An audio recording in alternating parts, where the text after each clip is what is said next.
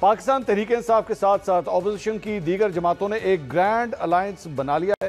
بڑے سیکرٹ طریقے سے، بڑے خفیہ طریقے سے یہ بنایا گیا ہے، اور کل رات گئے بڑا لیٹ انہوں نے یہ اناؤنسمنٹ کی کہ جناب اس گرینڈ الائنس نے باقاعدہ طور پہ اب نئے الیکشنز کا مطالبہ کر دیا ہے.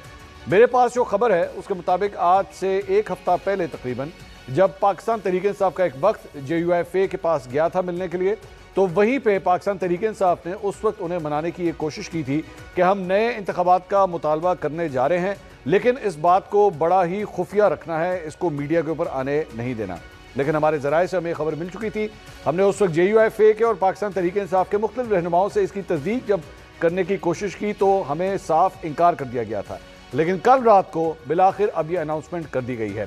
ہماری اطلاعات ہیں کہ آنے والے جلسوں میں، آنے والے مختلف قسم کی جو احتجاج ہوں گے، اس میں اب بار بار ان نئے انتخابات کا مطالبہ کیا جائے گا. اب پاکستان تحریک انصاف آخر اب جا کے یہ مطالبہ دوبارہ کیوں کر رہی ہے؟ کیونکہ اس سے پہلے جب مذاکرات ہوئے تھے حکومت کے ساتھ تو دو مطالبات سامنے رکھے گئے تھے. ایک تو سیاسی قیدیوں کی رہائی اور دوسرا جوڈیشل کمیشن بنانے کی ڈیمانڈ. یہاں پہ نئے انتخابات کے حوالے سے کوئی مطالبہ نہیں تھا. جب یہ مذاکرات ختم ہو گئے، اسی دوران عمران خان صاحب کو 190 ملین پاؤنڈ کیس کے اندر سزا بھی ہو گئی. اب یہ مطالبہ ایک دم پھر سامنے آ گیا ہے، اور اس مرتبہ کہا جا رہا ہے کہ یہ جو گرینڈ الائنس ہے، جس میں شاہد خاقان عباسی بھی شامل ہیں، جس میں JUIFA بھی شامل ہے، پاکستان تحریک انصاف بھی شامل ہے، اس کو اب بھرپور طریقے سے یہ احتجاجی تحریک جو ہے وہ چلے گی. جس طرح پہلے تحریکیں چلتی رہی ہیں وہ والا سلسلہ اب نہیں ہوگا. لیکن پاکستان تحریک انصاف کی ماضی کی اگر آپ پچھلے ایک سال کی مختلف موومنٹس کو اٹھا کے دیکھیں، جس میں ریمیٹنسز کے خلاف جو ہے وہ انہوں نے کہا کہ جناب ریمیٹنسز بھیجنا بند کر دیں.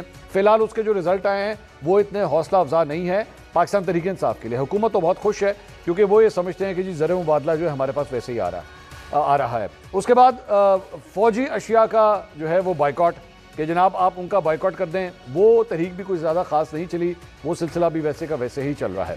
اس کے علاوہ 24، 25، 26 نومبر کو جو کچھ ہوا وہ بھی آپ کے سامنے ہے. تو ابھی تک جو بھی احتجاج پاکستان تحریک انصاف کم از کم کرتی رہی ہے اس کا کوئی خاطر خواہ رزلٹ نہیں نکلا. لیکن تب تک مولانا صاحب کسی احتجاج میں ان کے ساتھ شامل نہیں تھے. یہ ایک نئی انٹری ہے جو پاکستان تحریک انصاف کو اب مل گئی ہے. کیا اس سے عمران خان صاحب یا PTI جو رزلٹ حاصل کرنا چاہتے ہیں، کیا وہ رزلٹ انہیں ملیں گے یا نہیں ملیں گے؟